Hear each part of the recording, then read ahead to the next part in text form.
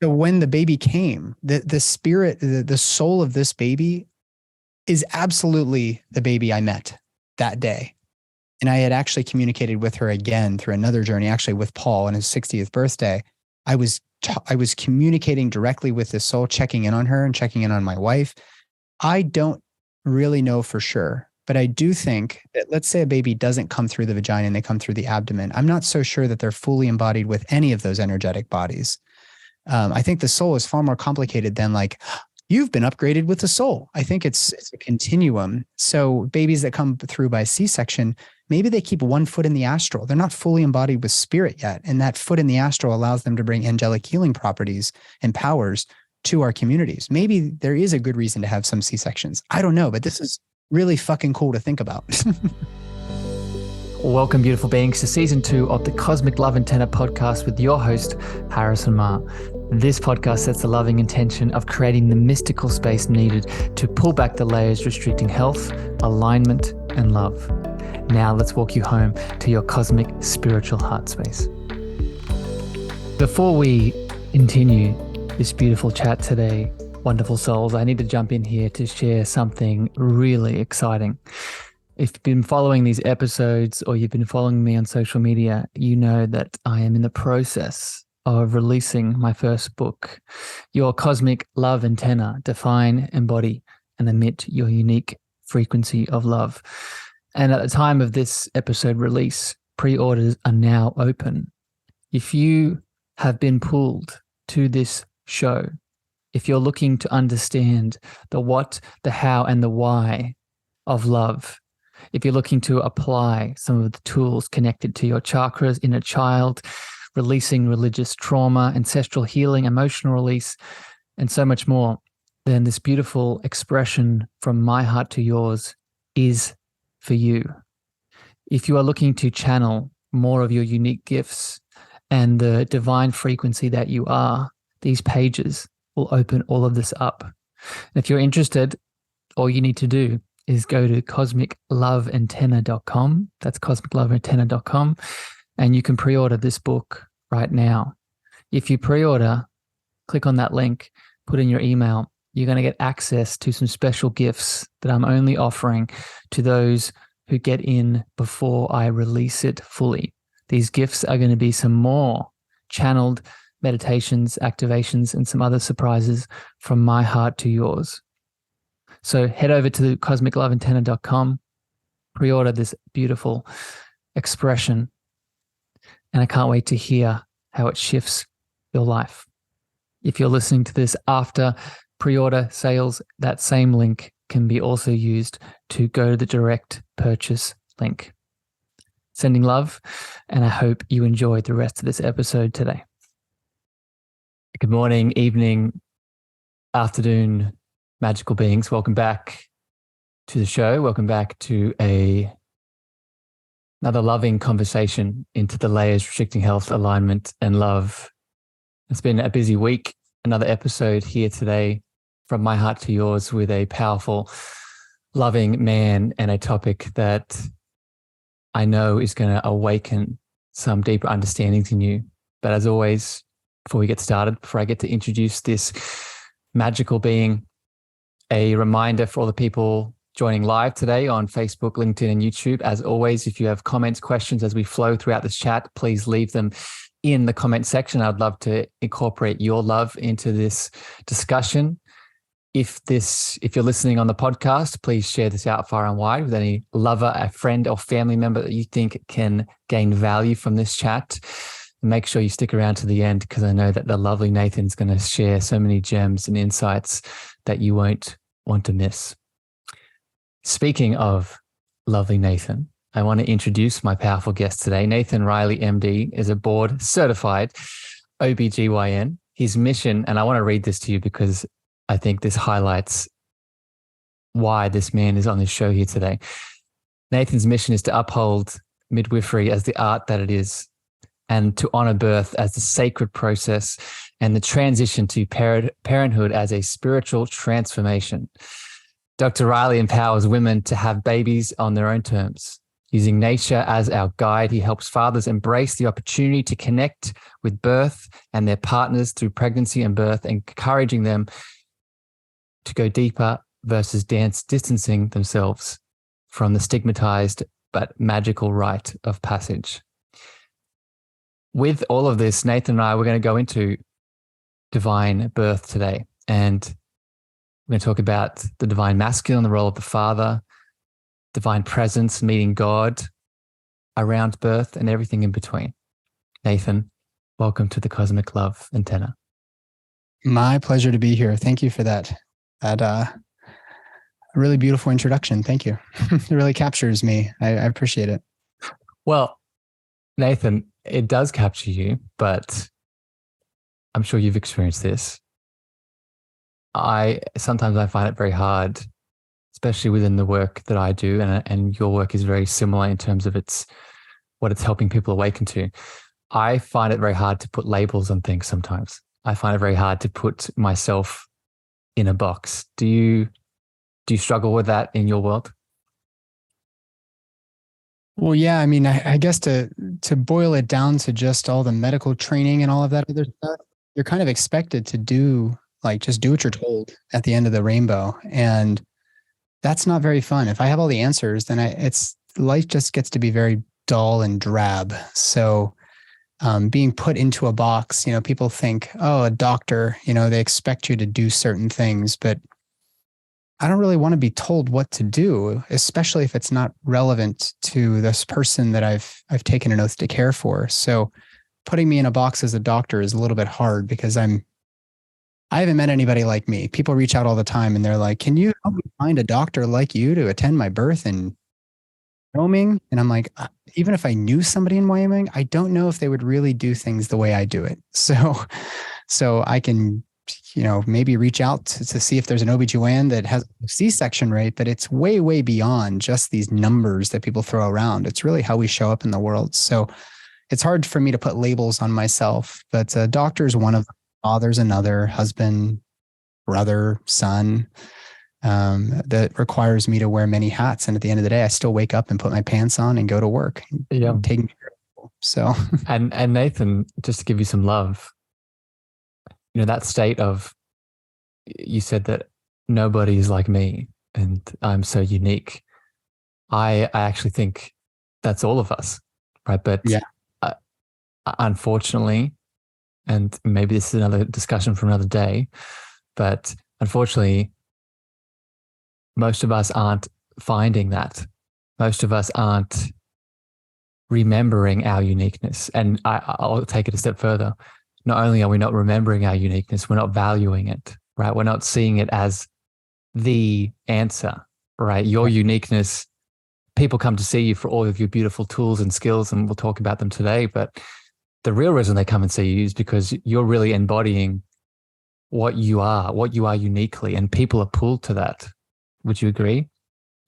I would say so. And I think this is a really good time to encourage anybody listening that at the end of the day, you're the one who has to go to sleep and wrestle with your decisions and the outcomes of those decisions. You have all of the power within you to make decisions that are right for you, for your family, maybe your growing baby, whoever. There's nobody out there that knows you and your experience better than you. So own it. That uniqueness is really the richness. That's the variety of life right there.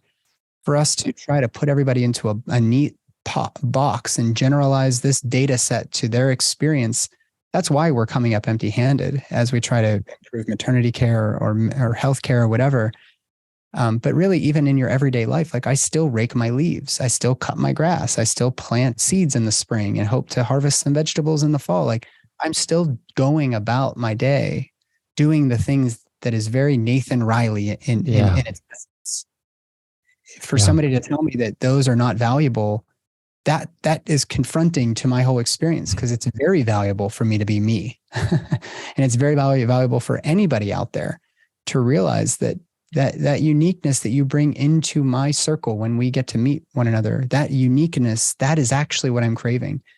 And I think nowadays we're so desperate for authenticity, and it's hard to be authentic in a world that wants you to be something you're not. So when you show up in that way and you send out this vibrational energy of Nathan Riley-ness or Harrison Meagher-ness, that's actually so valuable to the world. Like, we need diversity. We need new ideas. We need new experiences. That is actually why my life is so rich. I'm very wealthy because I have so many people in my life that are just so damn weird. Yeah. And I love that. I love that weird. That's richness there. It's, I didn't plan to go here, Nathan. This is just bubbling up, but I'm loving that we're speaking about this. And for people tuning in, you don't know this, Nathan, but I just this last week, 2 weeks, I've just released my first book, and part of my book is talking about this unique frequency of love that we are. Right? I call it your love frequency, and it's this unique soul blueprint that we all have, that we've come here to embody and share with the world. Not just activate within ourselves, but as you're beautifully saying, show up in the spaces and places that mean the most to us and show that frequency, because it does something very significant. And I'll wrap this up because I do want to ask you some questions about birth and pregnancy. But when we show up in that unique frequency, it inspires and reminds other people that they can do the same. So when Nathan Riley is in his Nathan Riley-ness, it shows Harrison that, oh, I can do that too. I have permission. I don't have to succumb to all of the systems outside of me that are telling me to be something different. Yeah, I just had I don't know if you know the name Mark Groves. He has a big podcast called Create the Love. He's a good friend of mine. And his whole platform is building better relationships with one another, with yourself, with your kids. He just had a baby with his partner. And what I love about people like you and people like Mark and our mutual friend, Jason Picard, who was just on your show, is that there's every reason in the world to feel insecure about who you are. We've been conditioned to believe that we're not good enough for our entire lives. It's through tests. It's through, government agencies. It's through mom and dad. It's through our priest or pastor, whatever. There's always something broken in Nathan Riley. Right. Mm-hmm. So for me to show up with all those insecurities, just guns blazing, like, here I am, like, love me or hate me. Mm-hmm. And I don't mean to say that like, I'm going to use like racist language or whatever and say, hey, you just love me for who I am. I'm not saying that, but the authentic version of me is desperately craving the authentic version of you. And when you show up like that for me or any of these people I mentioned, it gives me permission to really be myself. And if I can't be myself, we can't have a relationship. It's just not going to work. Try that in a marriage. It goes south real fast. Well, Nathan, I'm sure you've seen this to, at the nth degree, but you can have that in relationships, but this is what causes addiction. This is what causes cheating. This is what causes abuse, right? These are the pain teachers that we ignore and we suppress, right? But Nathan, thank you for going on that little beautiful spiritual rant with me. And I think shit, man. Yeah, me too. I do want to talk about your expertise here, because I think this can really give a lot of people value. And for people that are tuning in either live or on the show, haven't had the chance to experience Nathan before, he is a powerful OB-GYN. He's a midwife. And I'd really encourage you after this chat to go listen to what's your podcast called again? Nathan, what's the name of it? Called The Holistic OB-GYN. Yes, there you go. Perfect. So definitely tune into that. And if you go to Nathan's website, he also has many of the shows he's spoken to. And the reason I share this is because Nathan is a wealth of knowledge. And I want to tap into that knowledge, Nathan, first here by asking you, for people watching live, they can see in your video, you have a very interesting fluorescent light behind you of a fallopian tube with the tube with its finger up. And I think I'd love to hear what this image symbolizes to you, and we'll go from there. So before I tell you about the uterus that's behind me, let me also just preface everything we're going to be talking about with a little permission to lean into this conversation, not through the lens of a medical doctor, but through just a human. Birth has long been treated, for the past several hundred years especially. We've doubled and tripled down on this notion that birth is a medical procedure and that pregnancy is a disease. if that were true, then we're doing a great job. You know, moms and babies are rarely dying in childbirth in the rich countries of the world. In the United States, it's somewhere like 5 to 6 kids in 1,000 die through childbirth. For moms, it's like 17 in 10,000. It's quite an unlikely scenario that you or your baby will die when you have a baby. And that's good. Our medical stuff has seemed to improve these numbers. Now, we're certainly doing way worse than a lot of other countries. So I'll give that caveat. But the point in me saying this is that everything that I'm going to be saying about pregnancy and childbirth is really not medical stuff. So if you have no interest in clinical things, or if you have no desire to have a baby in the near future or whatever, that's actually not relevant, because childbirth generally goes pretty well. Like there's just not a lot that generally has to happen. So then why are we talking about this? Well, the thing behind me is a uterus, and the left fallopian tube is flipping the bird. And a big part of the reason I had this personally designed was that there's a lot of people telling you what you should or shouldn't do in life in general. The tax guys, all the people I mentioned, mom and dad, the priests, the religious leaders, whatever. Everybody has been telling you what to do for your entire life. And you have felt compelled and conditioned to ask permission, even at an early age, to go to the bathroom. The very basic human things. And in your medical training, you're not laughing, you're not smiling, you're not doing anything unless your supervising doctor says it's okay to go do that. Heaven forbid you have to take a dump in the middle of a long surgery. Like, suck it up, buttercup. If you're cut out for this, you'll hold it, or you'll just poop your pants or whatever. There was a surgeon who actually pooped his pants when I was in residency, and it was like, there's another trainee, and it was like, what are you doing? That's like, that's the next sign that you have made in the background. Yeah, right. As a surgeon pooping their pants. Yeah.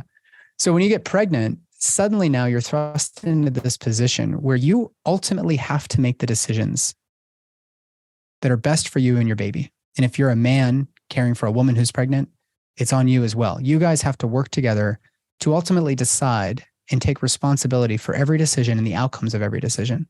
This may be the first time that you've ever been, thrust into this position.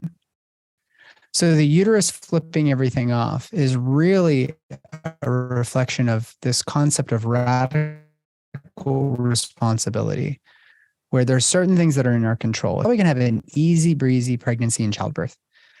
If you're not willing to accept those decisions in pregnancy and childbirth, what are you going to do when you're a parent? Like, nobody out there is going to hold your hand and stroke your ego because you did your best. You got to keep this kid alive, and you're ultimately responsible for how they show up in the world. And hopefully they end up like somebody like you.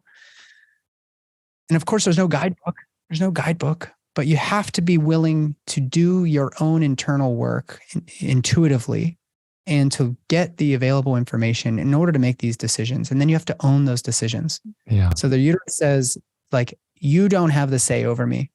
I ultimately am going to own my decisions and the outcomes of those decisions. I love it, Nathan. And you shared that lovely story with me and what it represents when we had our pre-chat. And the reason I wanted you to share it is because I think it highlights beautifully the Nathan Riley-ness that you are in this world that we spoke about at the start of the show, right? It shows in the current work that you're doing and your frequency that you're sharing through it. From what we just heard, it's a big purpose, right? It's a big purpose to help people see this. And I want to add something in here, Nathan, that maybe you've felt into, and it's just because it's a big theme on here on this show. That sort of powerlessness and taking the power back and taking in all the beautiful information, all the professionals, all of their views, but realizing at the end of the day that you have the say, you have the power, you have the intuition, you have the knowing. The programming of this, the limiting belief that my power is outside of me and I need to go to the person externally first before I trust my intuition. It's not a one lifetime thing, Nathan, in my experience. It's a ancestral, and if you want to go there, and we will, because this is what I do on this show, it is a multi-lifetime pressure. And this is what I want to get your views on, just to see how you feel about this and what your perspective is. I actually feel that that's one of the reasons it is so difficult for us to break free. I'll give an example. Let's say that I grew up in a family that has a very strong religious history, has a very strong Catholic history, or a very strong, name the religion. And based off that, I would have had multi-generations of people believing this power is outside of me. So I guess this question for you, Nathan, is, have you seen this pressure? Have you seen this sort of multi-generational force that's stopping people from breaking free? Yeah. I mean, the short answer is yes. I think that we're seeing this resurgence in intuition as authoritative knowledge. I think we're starting to see this reemerging where people are like, I think one of the silver linings of Schmovid thing, probably can't say that. You're all good. You're all good.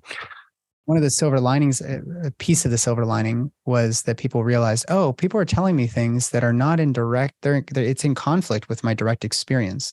It would be, as simple, everybody's going to drop dead of this thing. Well, people aren't dropping dead around me. So what else do you got? Like, what are we doing here? It would be as silly as somebody bringing you a yellow crayon and saying, this is green. Mm-hmm. You're like, no, it's not. It's yellow. They're like, oh, no. The data says it's green. There's something, there's some problem with this deep conditioning, and it goes very, very deep. Our parents, our grandparents, their grandparents, we've all been playing by the rules and expecting that if you play by the rules, everything goes well. But I think people are starting to tune into what their actual lived experience is. And intuitively, they're feeling that somebody's trying to pull some wool over my eyes. I think that what I have seen happen, I can't really speak to the transgenerational sort of awakening, because I don't think that I think it's such a personal experience. It's one of those ineffable things to really describe. But I can say that people have come to work with me, and I've seen something click where suddenly they're feeling like, oh, my direct experience with my life, my story is being acknowledged by somebody who I've been conditioned to trust as an authority. And they're actually giving me the power. They're giving me permission to feel into that. And you can see something click. And the next time you see them, they're standing a little bit taller. They seem like they feel more confident. They feel safer in the world. And, the word safety, we won't even get into that. But something about it is like, they just realize, oh, a lot of this is bullshit. And I'm okay. I'm like, okay, just doing this thing that is Nathan Riley. And there is immense power in just claiming that for yourself. So when you see that little light bulb go off, it's like, aha, you're ready to be a parent. Mm-hmm. And even people who become parents, sometimes that light bulb doesn't ever go off. Maybe not until much later in life, where they feel screwed by some part of the system or whatever you want to call it. So I have seen that light bulb go off, and I'm really actively thinking deeply and feeling into, why is it that it happens for some and not for others? Is this a transgenerational issue? Is there something here that really needs to be unpacked through maybe a very, a deep medicine journey or something like that, where your cerebral cortex, you're not thinking your way through this. You're actually experiencing it right now. And whatever happens in that journey for you, that medicine ceremony, whether it's psychedelics, maybe it's an MDMA therapy session, whatever happened there for you was very real. And it was only something that you can experience because it was you were there, and you can talk about it. And you may not have great language until 20 years later after you fully integrated. But getting, peeling back the layers of this onion, it's like this scar tissue to reveal the you. I think it takes a lot of time. And, these rites of passage, I think, are a perfect opportunity to do that. Otherwise, you're going to be forced to reconcile with it when you're on your deathbed. And whatever happens during that period of actively dying, those hard negotiations are going to come back, and you're going to have to reconcile it then. So I know it's not an answer to your question, but I think it's an important one. I think it is an answer, Nathan, and it brings up something else here. And I'll speak to it, and then I want to jump to another question because it's something else where I'm being pulled towards. But I'll just say this, for the person that doesn't, because I've titled this episode, Nathan, birth, spiritual transformation, and meeting divinity. And I think it's very important for everyone to hear that spiritual transformation that may or may not occur, there is no judgment, right? I think this is another belief that we need to break free from, that there is this force a force outside of us that is on a cloud ticking a box that we've done the thing or we haven't done the thing, right? I'll use your example of getting to the deathbed and having to reconcile with some of the choice that we've made. Even at that moment, this is why I truly believe in karma, right? Karma is not good or bad. It is just balanced or unbalanced energy. And based off your lifetime of choices, let's say that you have made a lot of unbalanced choices. That's what multiple lives are for, right? I'll come back and I'll go again. But there's no judgment on that. There's no there's no thing outside of you that's saying, oh, you're back again, you're bad. No, you get equal opportunity to do the experience again. And that's where your free will comes in, right? Right. Do you agree with that, Nathan? Do you resonate with that? I do. I mean, it sounds like it's straight from Zeri Zukov's, Seed of the Soul, or many of these other books that I think were probably part of like New Age, on the shelves in Barnes and Noble. But now I think people are really starting to feel into that space. Yes. Yeah. Embody it. Embody it. Exactly. I think a lot of people, they hear that stuff and they're like, they think it sounds nihilistic, like this doesn't matter, but it's the exact opposite of nihilism. And that's not to say that every single thing that you do, you're going to be punished for or rewarded for later. I'm not talking about that.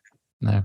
And I'm saying you got to give yourself a break, and you have to be willing to ride this wave that is life. And you have the opportunity to decide what feels best. That intuition is coming from these karmic cycles that we find ourselves in. There's some reason you're being compelled to go left and not right in the woods. Yes. That is important. But we've outsourced our power to other people to tell us which way to turn. And that's where I don't think we close any of these karmic loops. If anything, it gets more tangled, if that's. Yeah. Nathan, I'll share a quote with you from Eckhart Tolle. Eckhart Tolle says, there's no such thing as human beings, just karmic formations, right? And what he's alluding to there is what you're saying, is that everyone's walking around as these tangled formations of karmic energy based off lifetimes of choices that we've made. So anyway, I want to shift here, Nathan, to it's nice to chat with you because I can feel your big spiritual heart, and it's so easy to go into the spiritual heights, and I want to be there, but I want to balance it with some grounded birth conversation. And I guess what I want to ask you here, and we talked about this in our pre-conversation, I'm really interested as a man in the role of the father in birth. And a lot of your work centers around this, being a lovely man yourself. And I guess where I want to start is, what are your views on how the father is impacted spiritually during the birth process? So let me get even more specific. Me holding space for a partner that is going through the process. How is the man impacted spiritually during that whole process? Well, I think that we oftentimes put the burden on women through this childbirth process. And, the man is like on his phone, kind of just chilling out, waiting for this baby to come. And he's thinking about, how much time are we going to have to take off from work? And, maybe I'll go take a nap while you're in labor. It's all of that. And that's okay for some, like, fine, you do you. Again, I'm not going to tell you how to live your life. But I do think men have this incredible opportunity to transform through this childbirth experience. And one way or another, you're going to be, your archetype is going to be transforming. You're not going to be the explorer anymore. You're going to be more of a nurturer now. You have this little baby you're going to be raising. But even more importantly, your partner is going through this transformation. Your relationship is going to change. And, even from the radical responsibility piece, there's a lot of young men that are walking around acting like they own the world, but they don't have a baby. When you have a baby now, a part of your identity has to go to this child. And if you're unwilling to give up a part of your identity to this child, you're going to be projecting a sort of resentment onto this child whenever this little baby's looking to you to love them. It's all that a baby needs is love. It's a simple thing, but it's very hard to do nowadays because we've become so self-absorbed. And while it's okay to be self-absorbed at times in our life, this is an incredible opportunity to really reset how it is that you show up in the world. Love is not a net zero game. You don't have to give love away and lose love from another relationship. This is an opportunity to grow your sphere of influence, how much you can love in the world. And if you have 10 kids or one kid, that love just continues to amplify. But that's very scary for us men, because at 26 or so, I was working on my abs and trying to get laid and experimenting with certain things and, trying to figure out who I was. Had I not figured out who I was, then it would be very, very confronting to be told, hey, you're rapidly going to have a transformation here, through this pregnancy and childbirth process. The opportunity for a man is to really learn the role of the divine masculine. The divine masculine, you could think about it. We go to Burning Man every year. If you look at an aerial shot of Burning Man, it's this big city that's built in the Nevada desert, and the salt flats are surrounded by mountains. And if you look during most times of the day during August in Black Rock Desert, you're going to see these swirls, these like 500 yards across maelstroms of dust. They're just swirling and swirling and swirling. You couldn't have that without this boundary of mountains. It creates this aerodynamic sort of situation in which these storms can just come up, they come and go over and over and over again, multiple times per hour sometimes. The divine masculine is the mountain. The structure. Divine feminine is the structure, right? The divine feminine is this maelstrom. The feminine is going to storm. It's going to shred through everything in its path. And you as the man are going to have to weather the storm. You may get a little eroded from the winds, but you can't control where that wind is going. And you've just focused the last, let's say, 26 years of your life on just looking at me.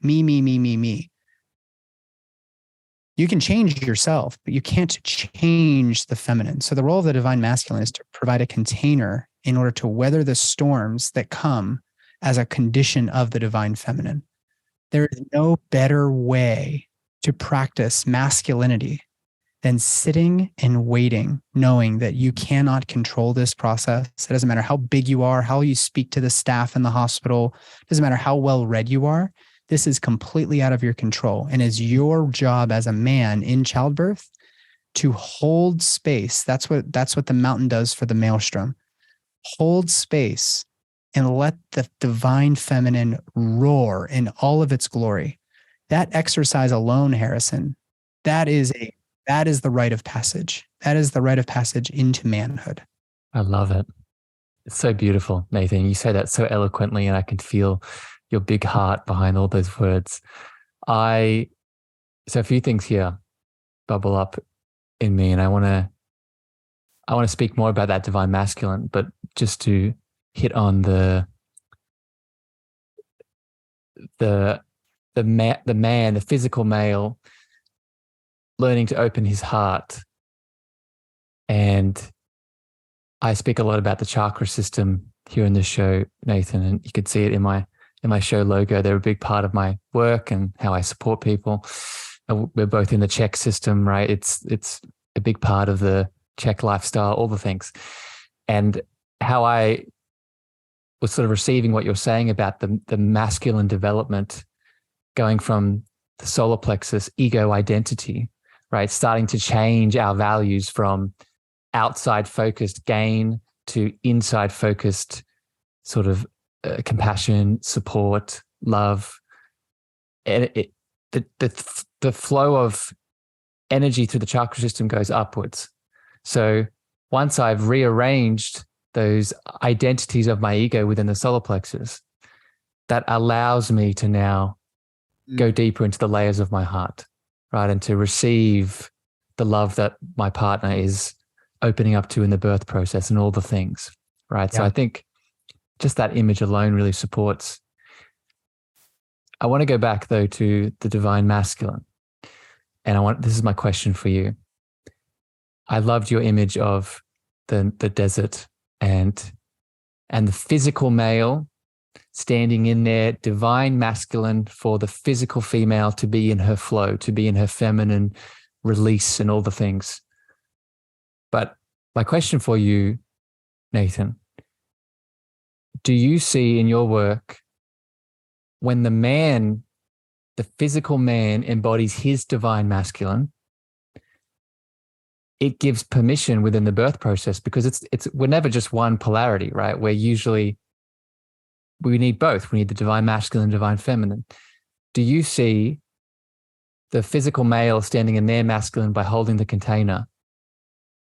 That supports the feminine to come back into their masculine. So within the birth process to maybe, take some action that's needed to, not just be in the flow all the time, but, get some stuff done. Do you see that mirror effect going on? Yeah, I have a really great short story that will highlight that, illustrate this maybe. Yeah. So you're right. We all have masculine and feminine energy. We're talking energetics here. We're not talking about penises and vulvas. We're talking about just your energetic beingness in any one moment. It's going to be on this spectrum. And as a classic burner thing, I'm going to bring another Burning Man story in, because some of the exercises that you find yourself stumbling into at Burning Man are some of the most transformative. Somebody hosted what they called an emotathon at a tent. They were going to allow 30 women and 30 men, however you identify, 30 women, 30 men. It just so happened they were biological females and biological males for this purpose. And that was important because it was actually a Me Too sort of rendition where they were going to ultimately permit the women to one at a time, multiple times if they wanted, but one at a time, they would step into a circle and they would emote what they weren't able to express to somebody who hurt them. It could be physical rape. It could be somebody died too early. Their dad didn't care for them. He was a drunk, whatever. But it was energy directed towards typically a man in their life. Now, the magic was that they took all of the men outside, all 30, and they paired us up with random people, never met them in our lives. And we practiced standing about a yard or two apart, maybe a meter or two apart. And one at a time, we would express, like yell in their face. We'd get up in their face and scream at them, like with all of our might. And the guy I was paired up with was like 6'5". He was this massive rugby looking player. And he got in my face. I could feel like his hot breath. He was so close. There was like a little spit coming out. Like he was really letting it out. He was channeling something in there. And we were instructed to stand with our shoulders down, our shoulders back, our chin down, to look them in the eye while this is happening and turn our palms outwards and just receive. No response, no pushing back. Don't get out of my face. None of that stuff that happens at the bars. You're just going to let this hulking man just scream at your face. And then you switch roles. When he did it to me, it was certainly intimidating because you don't usually do that in your everyday life. When I did it to him, he started crying. Yeah. Because he was actually allowing himself to receive what was very raw, anger, sadness, whatever it was that was coming out. I just projected it right into him. And his heart he made it available to receive. So there was a couple other exercises, but we actually went back into the tent. It was beautiful. Just that part. This was the warm up. And then inside the tent, we formed like a sort of crescent around one side of the tent. And all the women were humming and had one hand on a shoulder nearby, and they were swaying and they were humming. My wife was in that group. And they were all sitting on the ground. We were standing. And for 3 hours, the women would step forward and pick somebody from the crowd who was relatable to this person that they had all this pent up resentment for towards, I should say, that they had never been able to express. And one by one, they would call one of us out. Sometimes they would say, is it, do I have permission to slap, to kick, to punch, whatever? And you were just going to accept it. Now, we're not talking about like a man getting beat up and bloodied up by a woman and everybody's just standing by. If anything, it was little shoves, maybe a slap in the face, but a lot of screaming and a lot of rage that these women had kept bottled up for years. And here was a man who was standing there and just letting them emote. No response. No, but what about this? No problem solving, just receiving it. Yeah. That is a very, very, very powerful experience that will rip you right open. Yeah. And there wasn't a dry eye in the room, especially amongst the men after this 3 hours. I was just bawling. I was sobbing the whole time. And I wasn't even oftentimes the one being called out. It was just on behalf of everybody in the room, just feeling all of this. I think that's the best I can do to respond to that question. Again, it's not a direct answer, but it doesn't need to be, Nathan. It highlights divinely what I was getting at. And I mean, it shows lots of things, but I think the thing I want to really underline here is within this spiritual lens that we're talking through today, we're all divine mirrors of each other.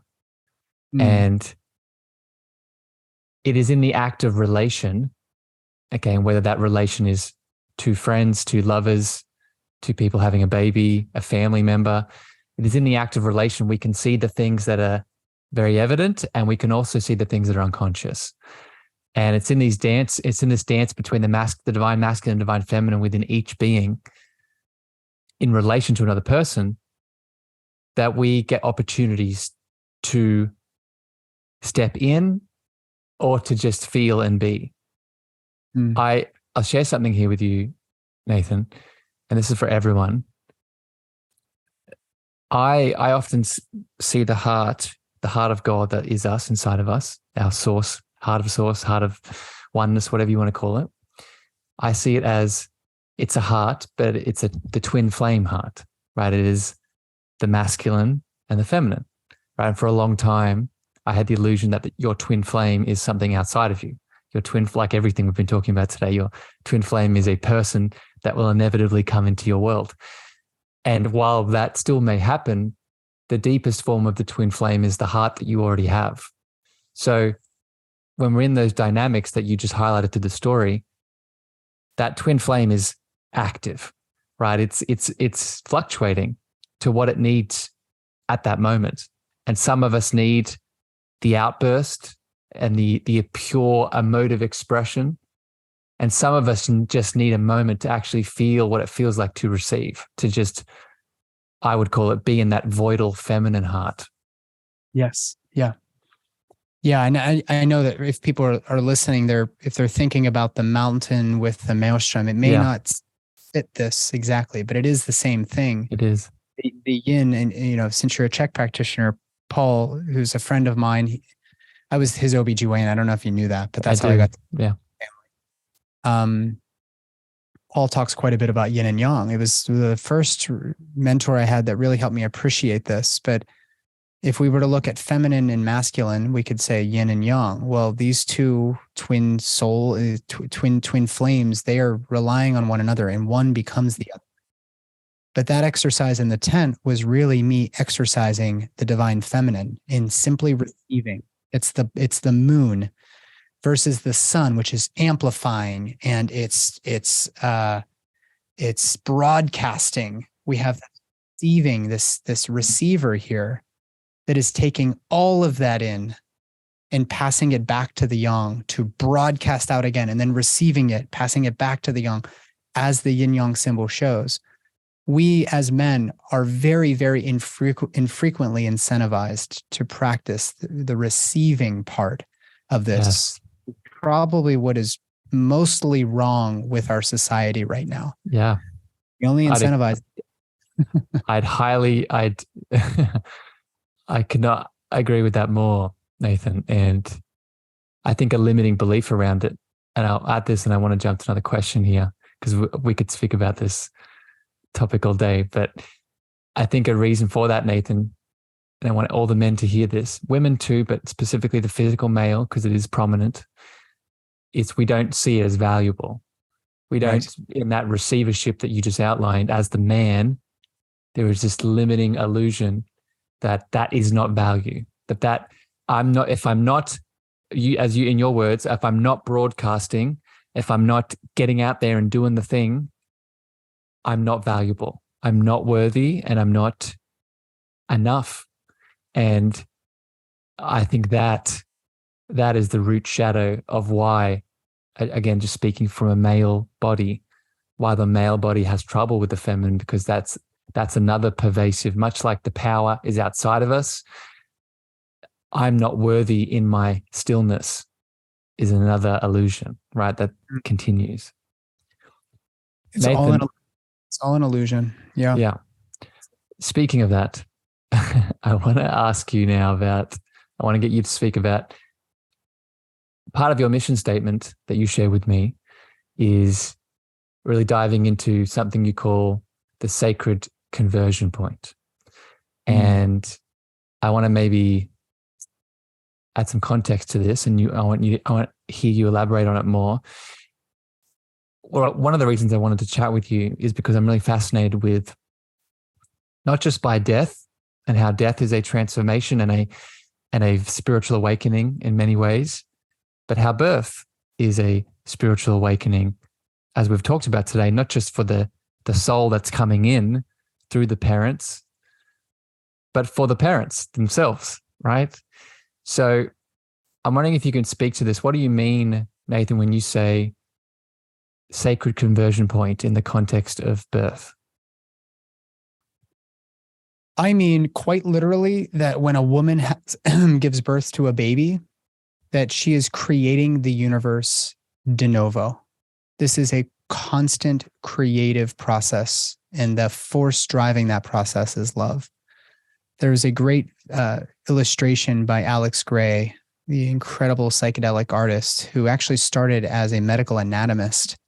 So if you type in, if you're listening out there and you're not familiar, Alex Gray, Grey, type in birth, Alex Gray, and you'll see this incredible image where there's all these waveforms entering in through the top of a woman's head, through her body, all the way down through the chakra systems, and exiting through the crown of her baby's head that is emerging from her vagina. Beautiful. So that convergence point is everything in the ether, every last bit of whatever. I'm not going to call it matter, but everything enters in and out through this, could call it a cosmic antenna, actually, and emerges with this. A woman is giving birth to the universe every time she has a baby. And I'm not saying it's in her. I'm saying the feminine is giving birth to every last thing that we could ever possibly even fathom. Every idea, every dimension, every plane within every dimension, within every dimension. Mm-hmm. There is, let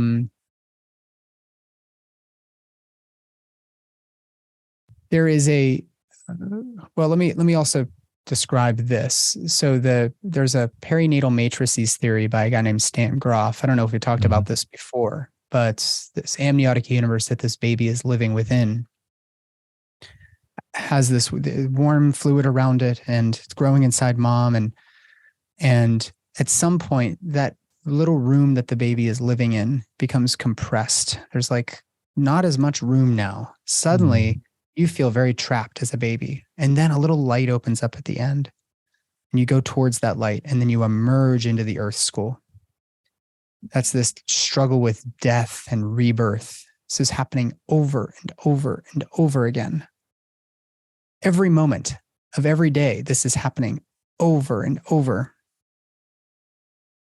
Stan Groff suggests, or he conjectures, because we're not going to say it's a theory, can't really test this, but there's something intuitively that makes sense about it, that you're becoming embodied with these subtle energetics of the human being. Your etheric, through the lens of Steiner, it'd be called you got your physical meat suit, but then you have your etheric body. That's the life force energy. And then you have your astral, that's spirit. That's the animating factor. That gives you some will. But then you have the I, your consciousness. That's the last part to be embodied.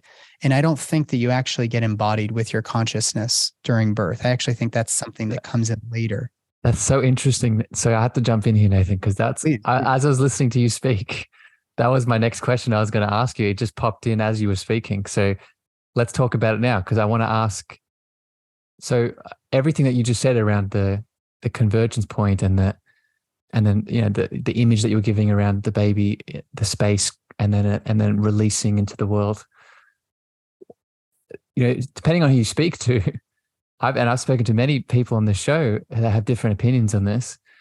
The actual soul itself, some people think it comes in within that time that's in the womb. So, and it goes as far as to say a couple of years after the actual physical birth. So I guess, what's your opinion on this, Nathan? Where do you think the soul, the unique expression of God that we are, where does it begin?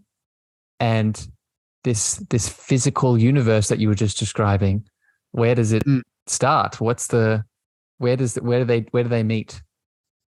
Well, I told everybody we're not talking about clinical obstetrics here. Yeah. This is really where it's at for me.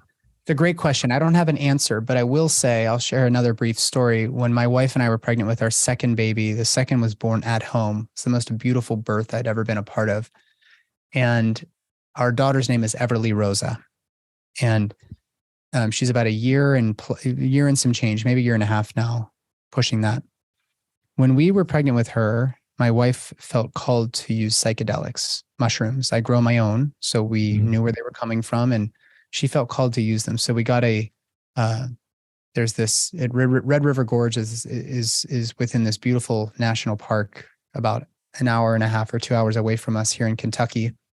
We got a tree house there, which the way it was set up is it's connected to other tree houses. And then there's this big cargo net thing with bistro lights. And there's a little platform over here in this tree that's the shower station. Really lovely place to spend some time. It was raining that weekend. And one of the nights we took a relatively small dose of mushrooms. But if you're aware, if you're listening, it's not really a dose dependent relationship to your experience with these powerful medicines. And so while we were on this journey, I had my hand on my wife's belly and stuff was starting to like really kick in. And I had this figure come to me, and it was a typical figure. These images always come to me when I'm in these ceremonies, but this was different. And I started talking and interacting with it. And this is, of course, I'm seeing this with my third eye. This is not a visual hallucination, but it occurred to me that this is the soul of our daughter. Yes. And I asked her, I said, "Are you my daughter?" And she said, "Yeah, hi, Dad." I said, "How are you doing?" Like, we just took mushrooms in pregnancy. That's a big no-no, right? She was like, "Oh, I'm okay, but Mom's having a hard time." And I looked up at my wife, and she was just really having a hard time with this. And who knows what that was? That's her story. But I just kept my hands on my wife, and this little figure, I was interacting with her. "How do you like your name?" "Oh, it's cool, I guess." I mean, this is actually what I was experiencing. And eventually it kind of fluttered away. And, not too long after that, another song kind of hit. And, it took me back into this weird space where this figure came back and was dancing and twirling. And there were these three like shadowy kind of figures that were over top of her. Like she was in an arena, and these figures were like animating her. And it was beautiful. I mean, it was really beautiful. And there's not so much like, how do you know that was her? I don't, but I felt it. Like I do know that it was her, but I can't prove it to you. So when the baby came, the spirit, the soul of this baby is absolutely the baby I met that day. And I had actually communicated with her again through another journey, actually with Paul on his 60th birthday. I was communicating directly with this soul, checking in on her and checking in on my wife. And at that time, it kind of came to me as like a text message thread. It was a really hard journey, as it always is with Paul. But anyways, the reason I say all of that is I don't really know for sure, but I do think that, let's say a baby doesn't come through the vagina and they come through the abdomen. I'm not so sure that they're fully embodied with any of those energetic bodies. I think the soul is far more complicated than like, you've been upgraded with the soul. I think it's a continuum. So babies that come through by C-section, maybe they keep one foot in the astral. They're not fully embodied with spirit yet. And that foot in the astral allows them to bring angelic healing properties and powers to our communities. Maybe there is a good reason to have some C-sections. I don't know, but this is really fucking cool to think about. It is. Nathan, I just want to say I'm really enjoying your stories today. I think this is the first time probably ever on this show where there's been an urge inside of me just to listen to you like I would be listening like a normal podcast. And I have to remind myself that I'm actually here. I'm hosting. So I just want to give you some love because I'm really enjoying the imagery. How I do this show, one of the ways that I do it is I close my eyes and allow images to come through, and your images are coming through so clearly and mystically. So I just want to say that this understanding around meeting the soul before it comes in, I want to underline this for everyone listening, because my audience is a lot of light workers, a lot of healers, a lot of spiritually awakening souls, many here in the live. Rose, I see you down there, my friend, and Raven for popping in. This is not new to them.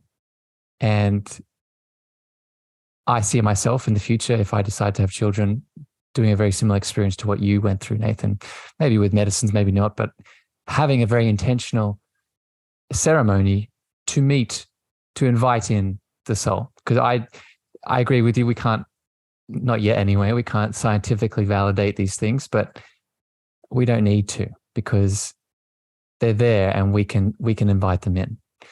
I guess my question for you, Nathan, is in the world that you are in, because you have a very big foot in science and with all the work that you do, when you project into the future, that ceremony that you went through, do you see it becoming quote unquote mainstream? Do you see it becoming quote unquote normal? And when I say ceremony, I mean, the engagement with the soul that's coming, with the parents that have the baby, that are getting ready to give birth.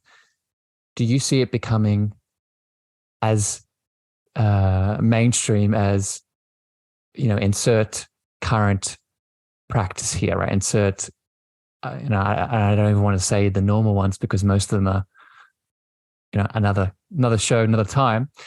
But do you get what I'm saying? Do you see it becoming mainstream and normal? Yeah, I actually get quite a bit, because I'm so outspoken and such an advocate for some of these medicines when used in the appropriate, with an appropriate set and setting. Obviously we don't have clinical research. Nobody's signing up for a randomized controlled trial funded by the Institutes for Health on psychedelics use in pregnancy. Nobody's signing up for that, but we have enough evidence, anecdotally in my own life, not just in my personal life, but also with a lot of clients and friends who have used ayahuasca, psilocybin, etc., in their pregnancies. I think just like with any psychedelic journey, you have to be very, very thoughtful about, like, what is the intention here? Is this a ceremony, or is this a way of escaping something? If you're taking an escapist approach, and you just want to see if it's fun to connect with the soul of your baby, you may not necessarily have that experience. But I also had gone through the birth of our first, and I really struggled with fatherhood. And I don't think if I had actually closed that circle and really identified as a father, I'm not so sure that would have happened. Maybe that soul would have been afraid to come and approach me.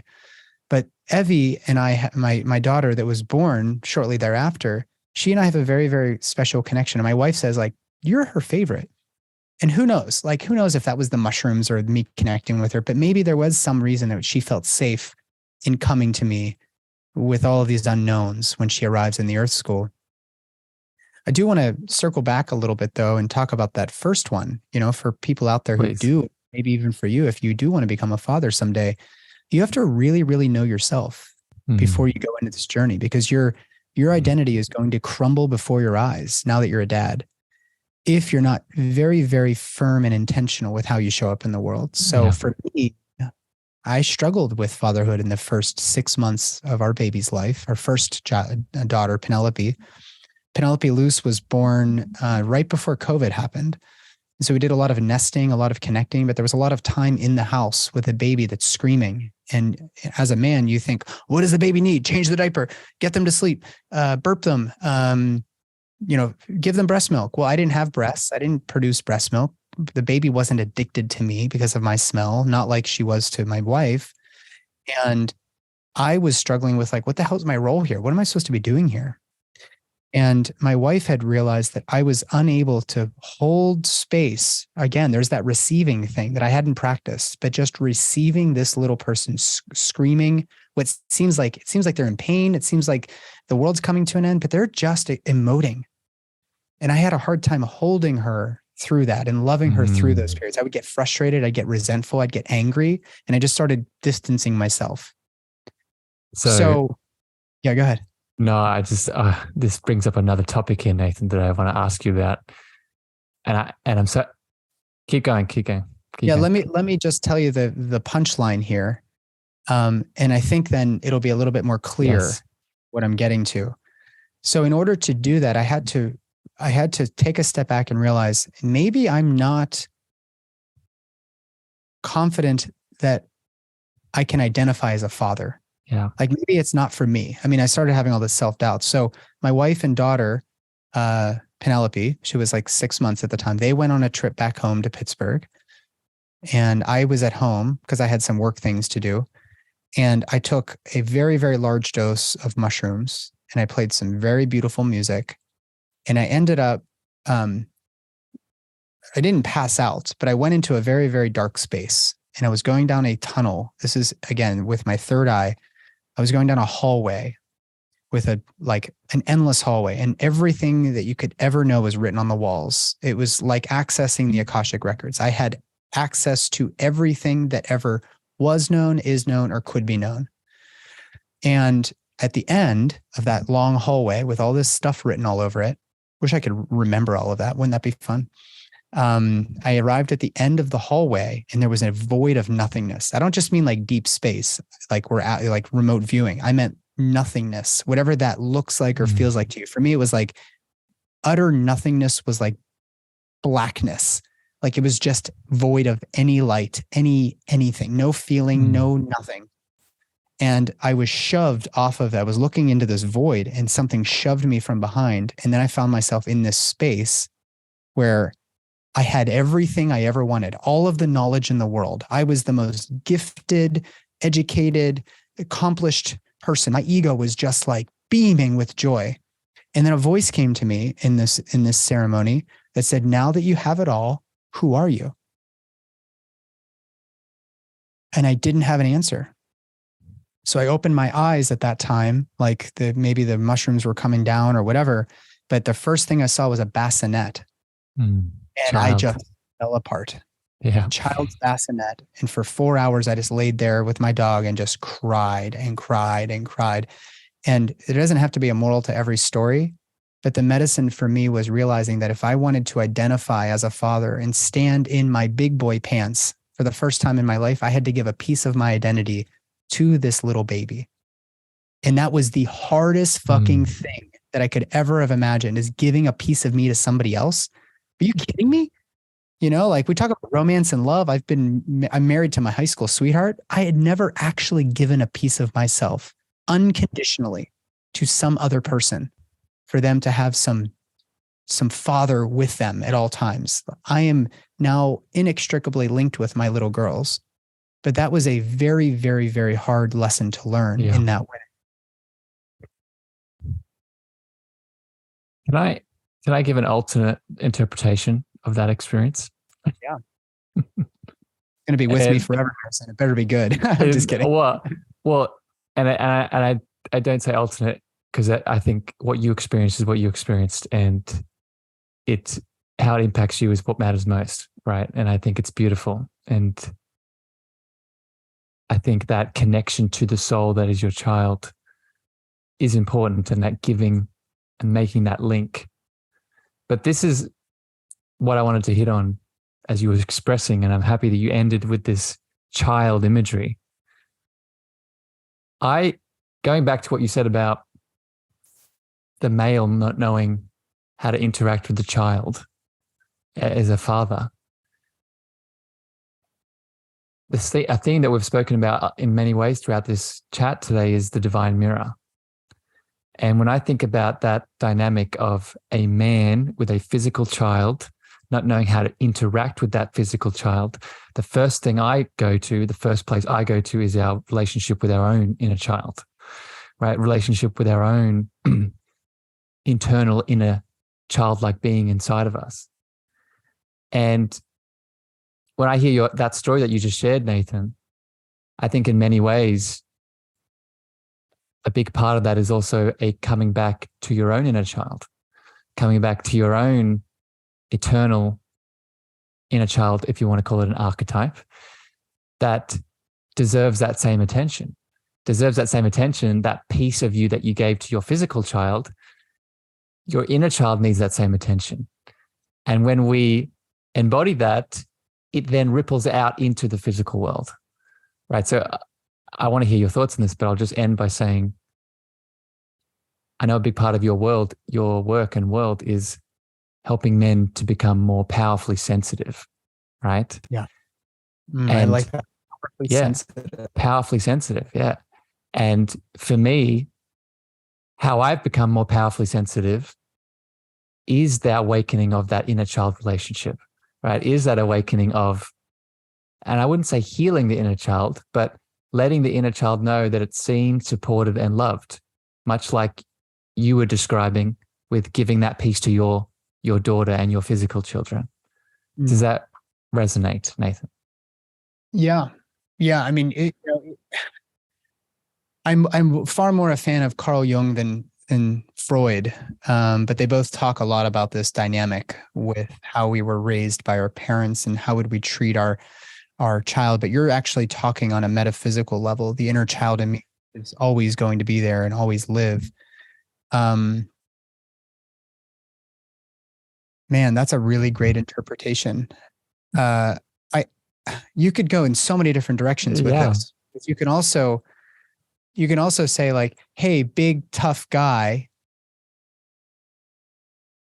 would you treat your 5-year-old self like that? Yeah, exactly. Guy who's bullying other people or whatever. And of course not. But what he's projecting is the way that he was treated and trying to like level the playing field. I mean, I've been through that as well. I was really bullied as a kid.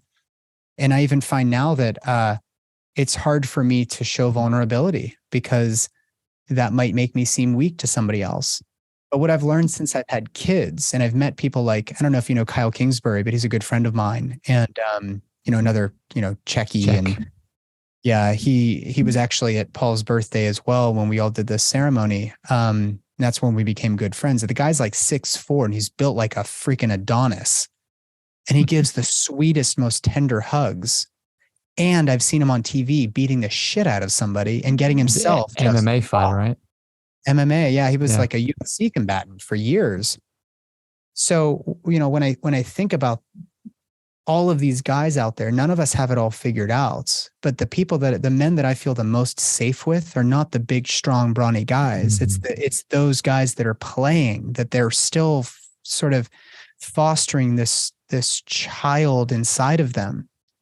Remembering not only to be curious, but to be sensitive and to be, allow themselves to be loved. That is definitely a part of my story, is not having enough self-love. And if you don't love yourself, you're going to teach your kid inadvertently. It's not a conscious thing you're doing, but you're going to teach them that self-love is not a virtue. Go ahead. And you don't just teach them through your actions, Nathan. You teach them because you mentioned Jung. I think it's Jung that quotes, what is left undone by the parent is passed on to the child. So if you've embodied a practice of not self-love within you for whatever traumatic reason, with no judgment, that's passed on to the child. And that is going back to karma, right? That's now their karma to sort of move through in many ways. Mm-hmm. Nathan, I want to be mindful of time here. And I could feel I could be in your presence and having this discussion for a very long time. But unfortunately, we're not in that ethereal space where time is not a component yet anyway.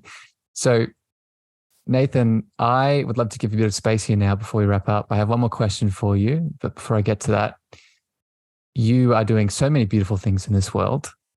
And if people have tuned in today, they have been pulled to your Nathan Riley-ness and they want to spend more time with you in all the ways. What offerings, what your website, where do you want to direct people to find out more? When will this episode go live on your other channels? I'd probably say in the next month or so. Okay. Well, if you're just listening, and by the way, Harrison, I hope we get to meet in person someday. You're a rad guy. You are very much in my family of good men. And I just really thank you, Nate, to be invited on your show. So thank you. Received, Nathan. So if anybody out there is listening, it's probably sometime in April, but it's not an offer that's going away anytime soon. You might be listening to this just as we open up the wait list for a course that I'm putting out. It's called the Born Free Method, and it is the most comprehensive pregnancy and postpartum preparation program that's available anywhere in the world. It has been 8 months of hard labor getting this thing together, but it's not your everyday childbirth education class. We get into radical responsibility, accepting your decisions and the outcomes of those decisions. It gets into a lot of history of midwifery and obstetrics and birth. There's a whole unit just for fathers and really kind of going deep into some of these topics we've been clarifying. And of course, it covers all of the risks, benefits, alternatives to virtually everything that I've ever been asked about pregnancy and postpartum. It's in collaboration with one of the farm midwives. There's a famous farm in Tennessee started by a woman and a bunch of midwives named Ina Mae Gaskin. And Sarah, my co-creator of this course, is a farm midwife, which has a bit of a legacy, a couple generations now. And we get into everything under the sun related to what you may or may not know or need to know in pregnancy. So there's so much that I can't even summarize it in an elevator speech. There's so much covered. But in addition to the course, which is a self-guided tour, you also get a weekly mastermind with me or Sarah. We alternate every week for 12 months. So it is a hell of a deal. And it is the embodiment of basically my entire life's work as a birth attendant. And I do want to correct something. You said I'm a midwife, but I would never be able to honor that title sufficiently to wear it. Midwives have done so much good over the millennia for the care of women and children and the elderly and the sick. But I do aspire to embody more of the traditional midwifery model of care for women going through this sacred transformation. And I feel like my role as a doctor helps people navigate around the system and through the system if they end up relying on that.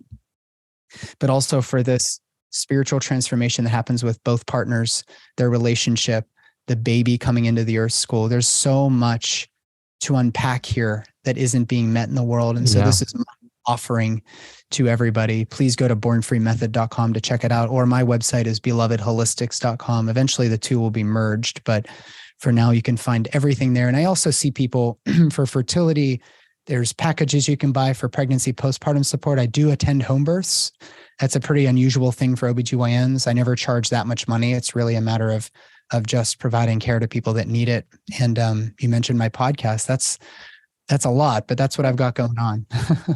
Well, Nathan, it is a lot, but I've known this about you just from tuning into your frequency before our chat, but especially after connecting to you so deeply today, it's a lot because you are so in tune with your unique frequency, right? I think this is another misconception that we didn't get to talk about today, but once we connect to our inner space of uniqueness, our spiritual awakening in many ways, we start to realize that our baseline state is one of abundance. So when I hear you expressing all these beautiful offerings, Nathan, I really encourage people. So this will be April, May, but people watching live here now, you can, in Facebook, for example, you can go straight to Nathan's website and I'll put it in the chat after so you can go there now.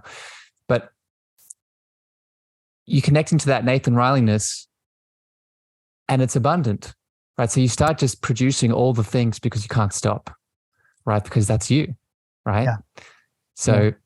I see you, Nathan, and I really enjoyed this conversation today. And thank you for sharing that frequency with me. I'm getting my own value out of it. My last question today before we wrap up is a question I ask everyone. I grew up as a little boy, Nathan. You don't know this. I grew up as a little boy that grew up in a religious culture, school environment, and I became very disillusioned with the fact that my higher power was something outside of me on a cloud keeping score. And I became atheist, but then I came back to my higher power by remembering that my higher power is love. My higher power is this love frequency that we've spoken about in a couple of different ways today. Mm. So my question for you, Nathan, is in your unique world, how do you personally define that love word? Oh, man. That's an easy one for you. Yeah, softball, right? How do I define love? I don't want to steal from anybody else, but our friend Paul, of course, has mentored me quite a bit on love. And I don't think that it's necessary for us to, classify it in some way as romantic versus platonic or whatever. I think love is, I'm going to go back to my vision statement. I think that love is a force. I think love is the creative force of the universe. And I think that when we look at childbirth or death for that matter, we are seeing love at play. But we don't have to just look for it in these rites of passage. The reason that these rites of passage are so important is because death is on the line. It's not a true initiation unless death is on the line. And I don't mean death of the mom and baby. I mean death of your identity in ways that we've already described. Love is the driving force of the cosmos. It is through these rites of passage that you have a recreating, a rebirthing, if you will, of not just the human being, but this entire cycle, all of these energetic bodies. It's that little bit of sea foam that comes up above the waves and then crashes back down into this collective pool. Of course, we're getting into consciousness territory when we start speaking like that. And of course, I'm stealing that metaphor from somebody. But love is what's driving the waves. Love is the force that is causing these little explosions, these little droplets that are me and you and everybody else, and then falling back down into the waves. The love is that force. And I do want to say that the closest thing you can get to being in the presence of the divine is probably a whole body orgasm. But it's not quite close enough. You can be in direct relationship, a private audience with the divine. Call it source, spirit, God, whatever you want. If you can be present with the birth of a baby. And if we're going to change anything about the world, all these issues, it has to start with how we accept childbirth as a rite of passage. And we can honor this creation of something new, this death and rebirth struggle, to go back to Stan Groff. And all of that is being perpetuated and driven forward by love. Just going to let that sit for a little bit, just to let the presence in that answer speak for itself. Nathan, that was beautiful. Thank you for sharing that with me. Thank you for sharing your Nathan Rileyness with me and everyone tuning in. All the beautiful audience members that joined live on Facebook and YouTube and LinkedIn, thank you for your attention today. If you're listening to this on the podcast, we hope this brought you love and light. If it did, please share this far and wide. But until next time here on the show, both Nathan and I love you unconditionally, and we'll see you again very soon. Bye, everyone. Thank you for listening to the Cosmic Love Antenna with me, your host, Harrison. If you gained value or this episode hit your heart, please remember to share this out with a friend, a family member, or a lover. You can also leave your love over on Apple reviews and Spotify star feedback, and this helps me spread my frequency to more souls in need. Finally, if you want to connect with me deeper, want to reach out, interested in coaching, please follow me on Facebook, Instagram, TikTok, and LinkedIn at Harrison Meagher, Meagher spelled Meagher. Sending you so much love.